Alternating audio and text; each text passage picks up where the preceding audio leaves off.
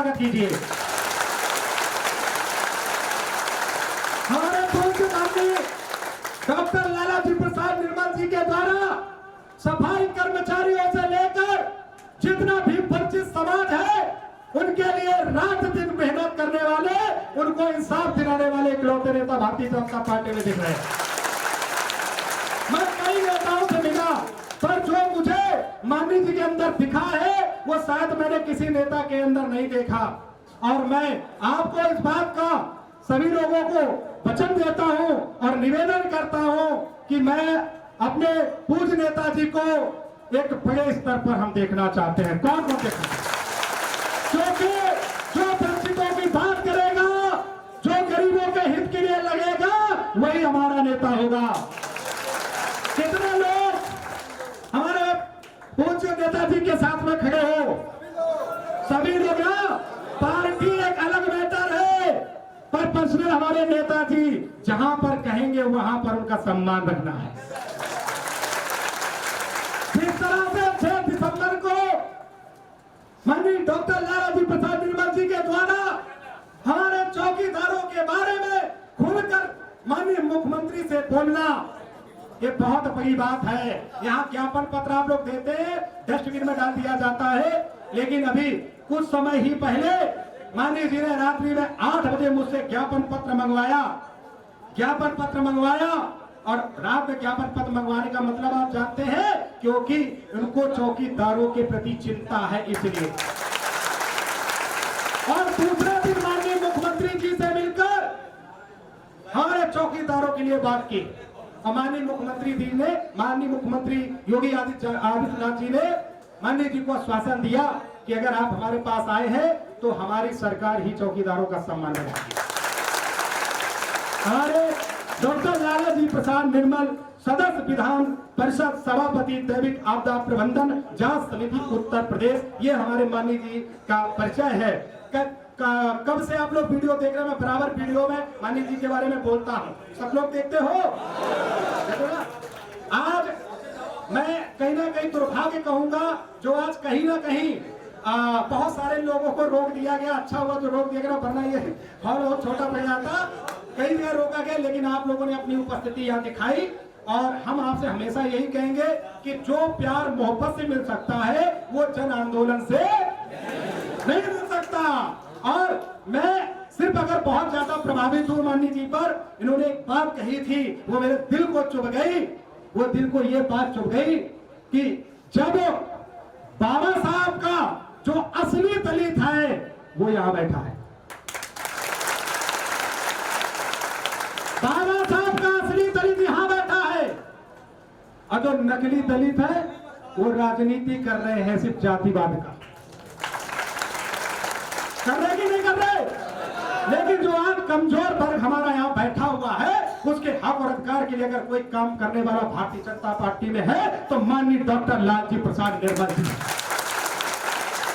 मैं खुद अपने माननीय जी से कहना चाहूंगा कि 2 मिनट का हमारे लोगों को संबोधन करने की कृपा करें।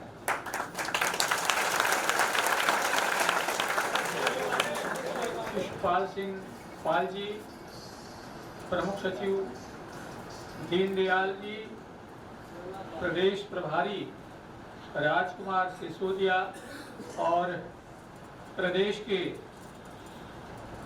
विभिन्न अंचलों से, विभिन्न जनपदों से आए हुए हमारे चौकीदार साथियों,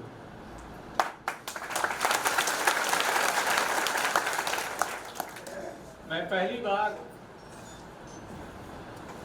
चौकीदारों के सम्मेलन में बोलने आया हूं। मुझे नहीं मालूम था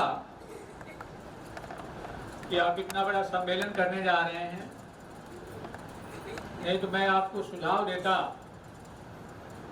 कि विधानसभा के पास कई बड़े सभागार हैं, अगर आप उसमें सम्मेलन करते तो उसका मीडिया कवरेज भी होता और पूरे प्रदेश में एक संदेश जाता।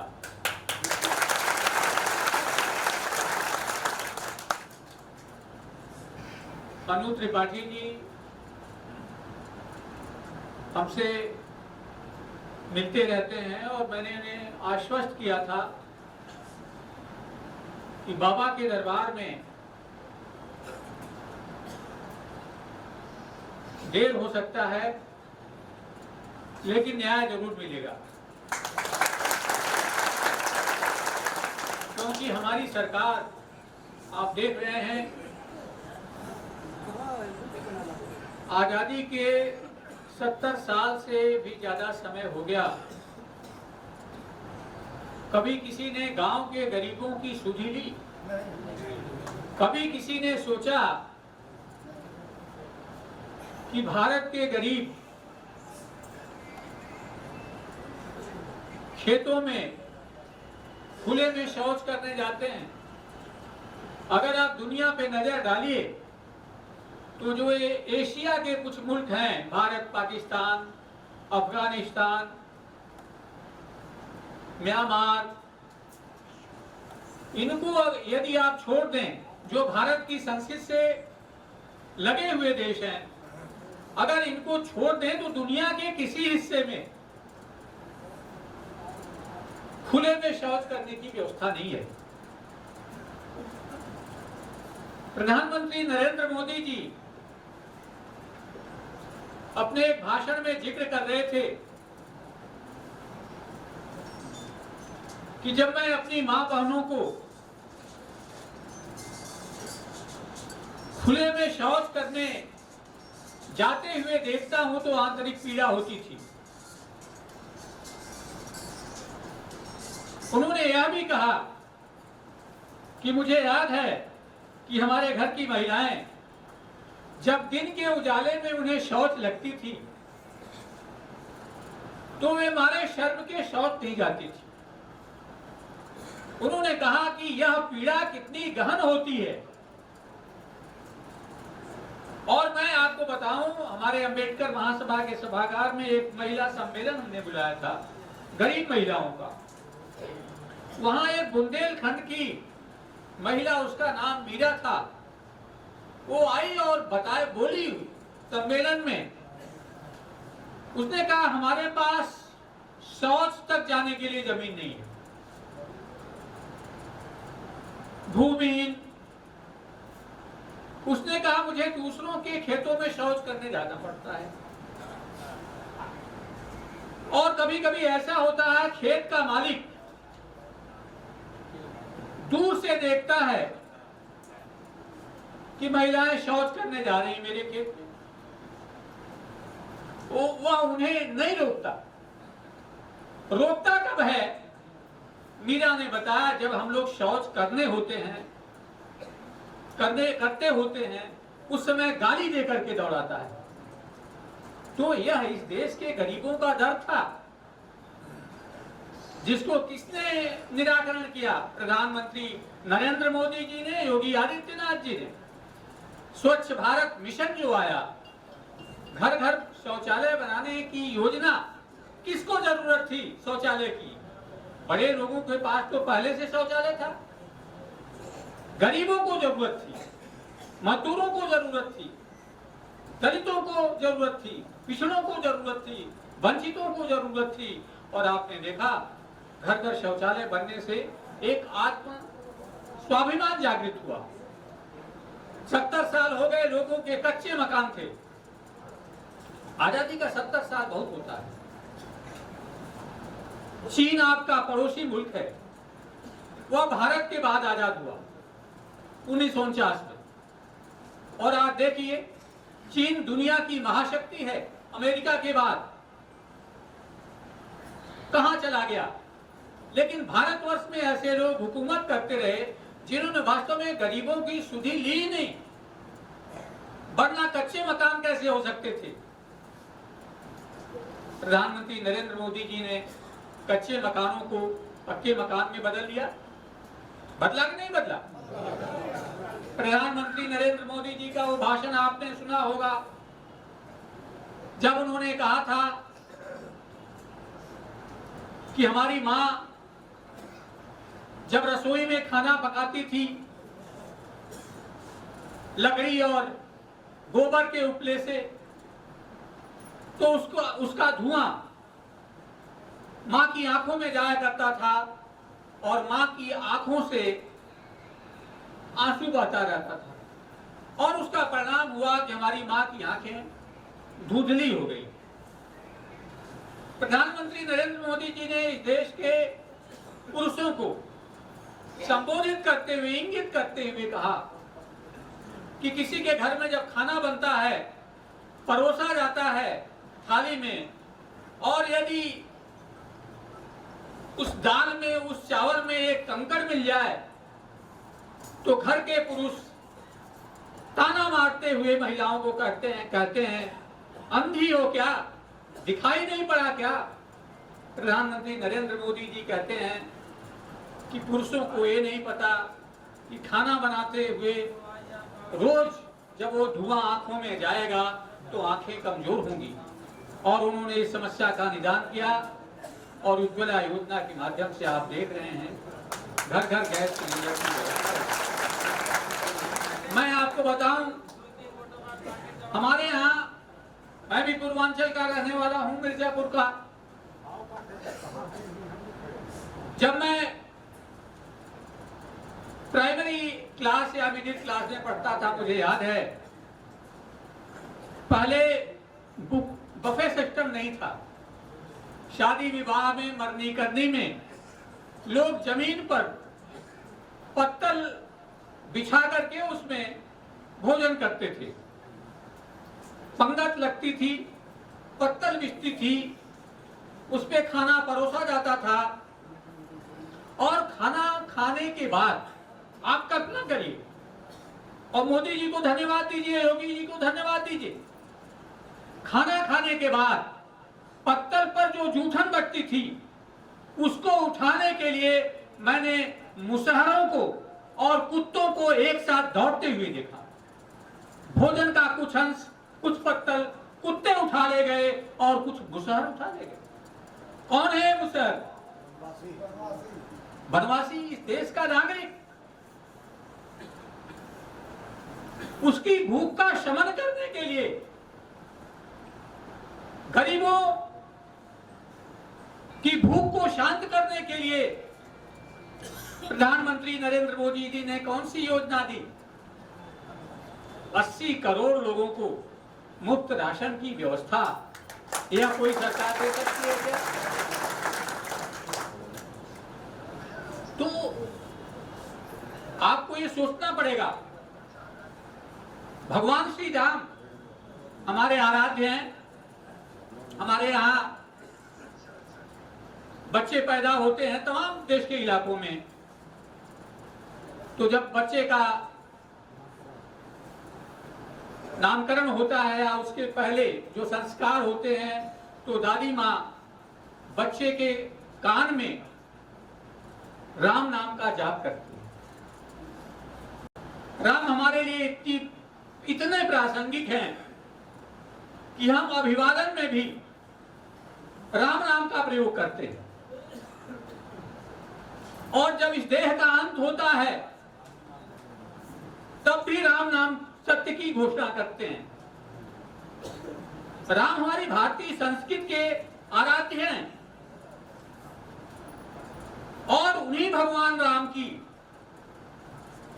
उनके जन्मभूमि में उनका मंदिर 500 सालों तक बनने नहीं दिया गया। आप सोचिए, भगवान राम का मंदिर अयोध्या में नहीं बनेगा तो क्या चीन वाले बनाएंगे, क्या अमेरिका वाले बनाएंगे, क्या पाकिस्तान वाले बनाएंगे? लेकिन कुछ ताकतें ऐसी हैं जो कि धार्मिक कारणों से कुछ लोगों का वोट हासिल करने के लिए उन्होंने मंदिर नहीं बनने दिया। प्रधानमंत्री नरेंद्र मोदी जी आए, सारा विवाद खत्म हुआ और प्रभु श्री राम जी का मंदिर आज आप देख रहे हैं अयोध्या। तो न केवल सामाजिक सशक्तिकरण हो रहा है, न केवल आर्थिक सशक्तिकरण हो रहा है, बल्कि भारत का सांस्कृतिक पुनरुद्धार भी हो रहा है। और इसी क्रम में आप देखिए, उत्तर प्रदेश में आपने कई मुख्यमंत्रियों को देखा होगा, आपने देखा होगा कि बड़े बड़े यहां पर माफिया हुआ करते थे। विधानसभा की सड़कों पर काले रंग की गाड़ियां और उसमें AK-47 राइफल लहराते हुए लोग निकलते थे और पुलिस कुछ नहीं बोलती थी।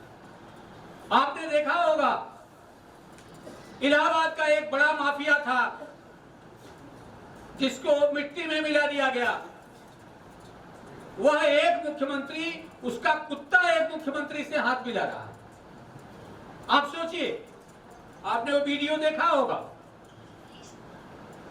उस माफिया का कुत्ता एक मुख्यमंत्री हाथ मिला रहे थे और मुख्यमंत्री बन करके लोगों ने अरबों कमाए, दौलत का पहाड़ खड़ा किया। योगी आदित्यनाथ को देखिए, प्रधानमंत्री नरेंद्र मोदी जी को देखिए, न कोई परिवार है, न कोई लिप्सा है, न कोई मोह है। मुख्यमंत्री योगी आदित्यनाथ जी की सगी बहन, छोटी बड़ी बहन आज भी उत्तराखंड में मंदिर के सामने फूल माला बेचती, चाय की दुकान है, बमुश्किल 100 रुपए 200 रुपए की आमदनी है।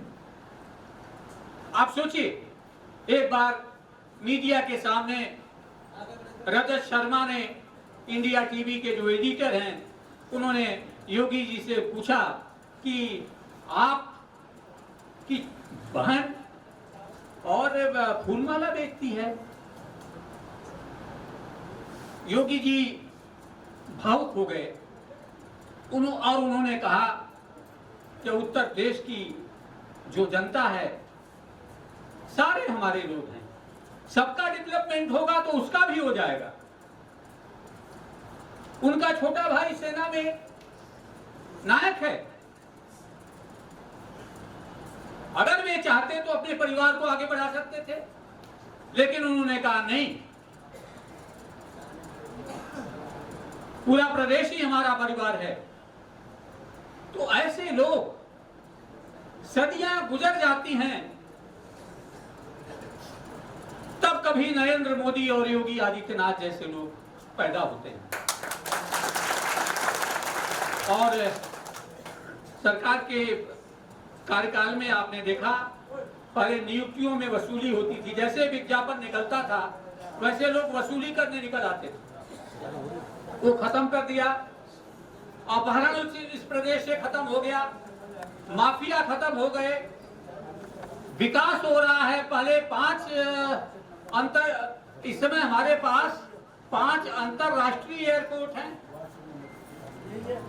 तो डेवलपमेंट हो रहा है। और जो हाशिए के लोग हैं, मैं आपके दर्द को समझ सकता हूं, इसलिए समझ सकता हूं कि मेरे परिवार में भी एक हमारे फूफा लगते थे, वो भी चौकीदार थे।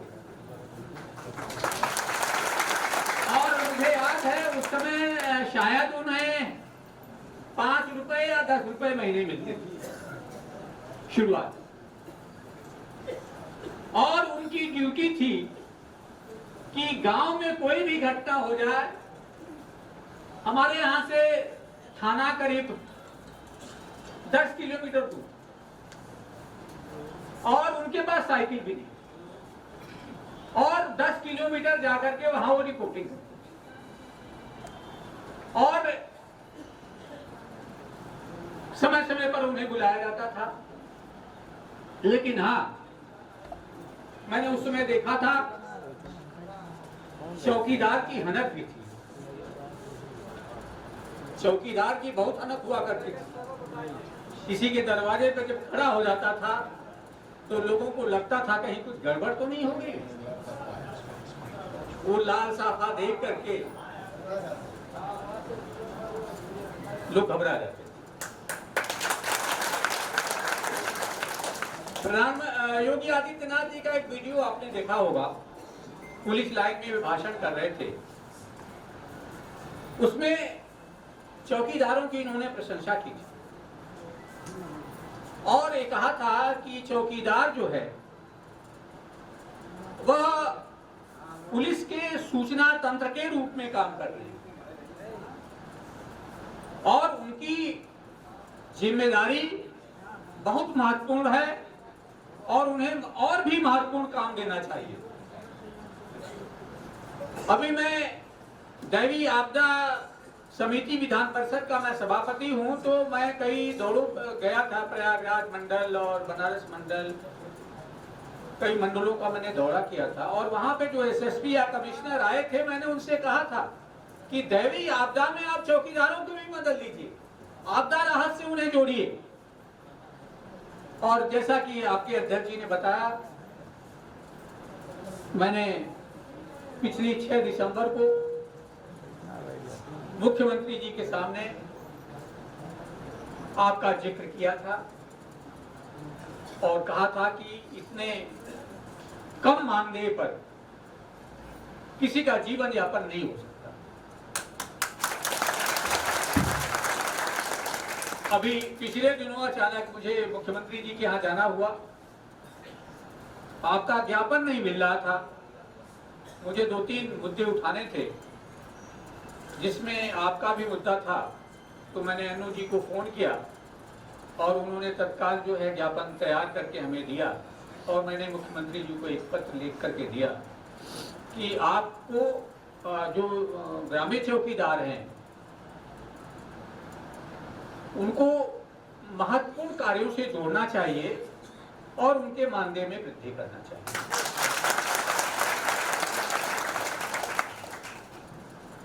बाबा ने कहा हमारे संज्ञान में है, हम उचित कार्यवाही करेंगे।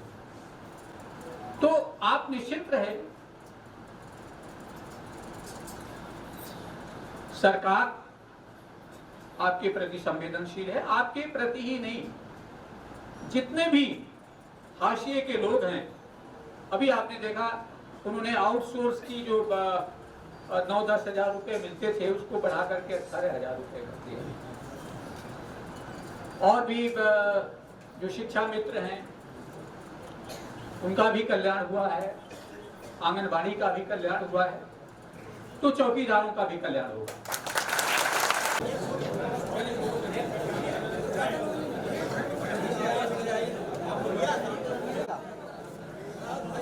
समिति की तरफ से साथ फोटो खिंचवाते हुए और सभी का फोटो आएगा इनके साथ। सब लोग इधर देखिए भैया, फोन मत चलाइए। 1 मिनट भैया, 1 मिनट भैया, 1 मिनट। जो आश्वासन दिया है माननीय जी ने, मैं चाहूंगा, बहुत सुंदर आश्वासन दिया है, वादा किया है। तालियां, जोरदार तालियां होगी। सभी लोग अपनी जगह खड़े हो जाओ। 1 मिनट। आप लोग सब अपनी जाए, कैमरामैन सभी के साथ।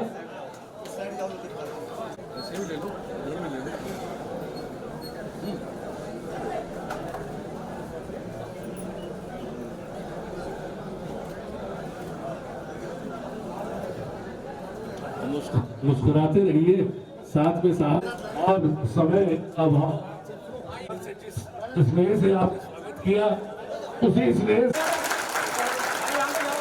दोनों। झंडा आपको फहराना है तो आपको रुकना पड़ेगा और मंदिर तक पहुंचना पड़ेगा। आपका अपना शिषपाल सिंह रिक्वेस्ट कर रहा है।